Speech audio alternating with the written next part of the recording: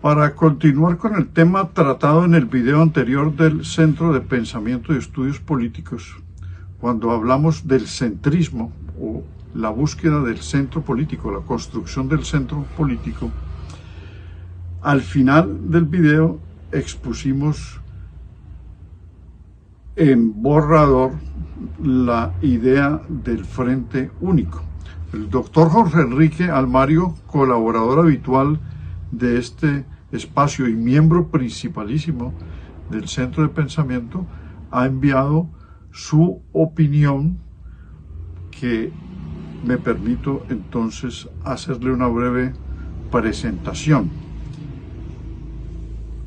Ahora, con más premura y febrilidad, todos los políticos que no tienen un espacio concreto en la derecha o en la izquierda del espectro político y que pueden quedar out o fuera de lugar o desubicados en las próximas elecciones, ven en el campo del centro político, el centrismo, la opción para competir. Temen que ocurra algo parecido al 2018, donde la polarización social, la crispación insuflada o animada por los mismos políticos de la extrema derecha, que radicalizó a la población votante alrededor de dos figuras, el que dijo Uribe y el que Petro creó, o sea, su figura en ascenso. Crear una fuerza política de centro requiere mucho diálogo, fijación de linderos ideológicos, un programa político amplio, pero de consenso entre las corrientes políticas que concurran a aspirar y a obtener el gobierno de manera colectiva, para desprender de ese programa la gobernabilidad y las políticas públicas a desarrollar. Requiere entonces estar dispuesto a declinar la aspiración principal para ser consciente de la gobernabilidad subsiguiente, en aras de recuperar la democracia colombiana deteriorada y fracturada por los manejos indebidos desde los entes territoriales y los mismos saqueadores del Estado enquistados en las instituciones. El centrismo quiere decir no ubicarse en los extremos, pero esto no exime el compromiso con las necesidades del país. Deben entonces resolverse y no titubear en el momento de las acciones, simulando ejecutar con ambigüedades. Entonces, este frente único, conformado entre el centro político con todas sus vertientes y la izquierda, un frente único para rescatar la democracia y un frente único defensivo, podría definir el candidato en una consulta también única entre todas estas fuerzas, para poderle darle un tono de equidad, un tono de participación y un equilibrio democrático para que concurran ante las urnas y se defina quién es el candidato de ese frente único.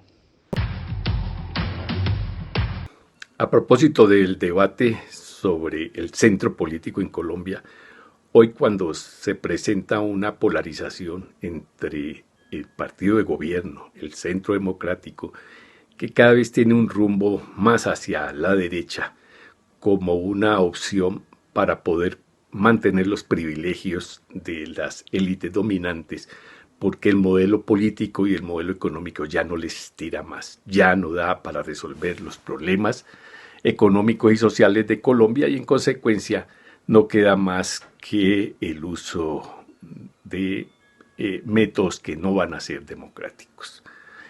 Existe un peligro de que esas corrientes de derecha, a lo Bolsonaro, a lo Trump, traten de desinstitucionalizar el país y en consecuencia fortalecer salidas de golpistas, para llamarlo de una vez, en vez de procesos democráticos. El peligro, muchos dicen que es evidente, habrá que esperar. Pero mientras tanto, se habla de un centro político que podría conciliar y evitar, digamos, tanto una salida hacia la izquierda de Colombia, que parece ser la mayoritaria hoy en las encuestas, y un regreso a la noche oscura de gobiernos de ultraderecha que se vivieron en los años, a finales de los años 40 y durante los años 50 hasta el 57. Ese, digamos, es el peligro. ¿Qué puede hacer el centro político? Yo veo como dos tipos de centro político. Un centro político pendular, unos llaman oportunista, que sencillamente se hace en el centro del debate político, hace declaraciones de evitar la confrontación y espera cuál es la mejor opción para irse hacia allá. No tiene, digamos, un programa de centro político. Pero hay un centro político que puede jugar un papel histórico bastante importante. Yo llamaría un centro político responsable. ¿Qué lo caracterizaría? No es un programa para dividir más a el movimiento político en Colombia.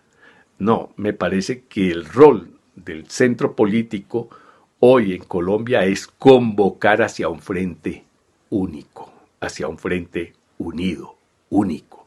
Ese sería su rol. Si el centro lo logra, no con candidatos, pero sí con programa, con propuestas que diga unamos estas fuerzas en una sola. No tiene otra pretensión que hacer el acercamiento entre esas fuerzas. Ese es el centro político que estamos necesitando.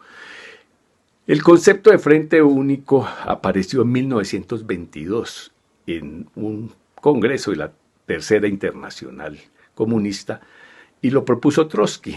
Algunos no le creyeron, dijeron que no, que había que seguir fortaleciendo el partido revolucionario y no frentes con los reformistas y los centristas, y no avanzó mucho su propuesta, y después la repitió en 1933. Ya estaba expulsado de la Unión Soviética, ya estaba perseguido por el estalinismo, y volvió a plantear el tema del Frente Único, porque él fue el único, tal vez, el que vio que el fascismo era una fuerza que sí iba a controlar Europa.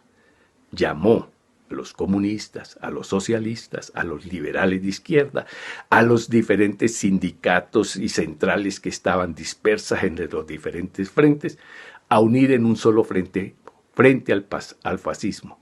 Es un frente, lo llaman el defensivo, y aquí se trata de eso, de un frente único defensivo frente a cualquier intento de salida de ultraderecha para la coyuntura política que se nos viene el próximo año. Frente único defensivo, ya. Una propuesta de frente único de todas las fuerzas democráticas, progresistas, de izquierda, y yo agregaría liberales convencidos de la democracia. ¿Por qué he citado a Trotsky en la primera parte de este comentario? Porque fue el primero que habló de esta propuesta y lo hizo comenzando la segunda década del siglo XX, y la volvió a presentar como una alternativa para enfrentar al fascismo. Tenía razón. La verdad es que el fascismo terminó destruyendo todas las instituciones, todos los partidos, todos los pueblos de Europa, y él advirtió que era necesario un frente único para enfrentar esa situación. Es en ese sentido que hay que mirar los escritos de Trotsky hoy, porque ya no tiene sentido mirarlo en la perspectiva de la Unión Soviética o de la dictadura del proletariado, puesto que ya eso, digamos, no está a la orden del día del planteamiento político del siglo XXI.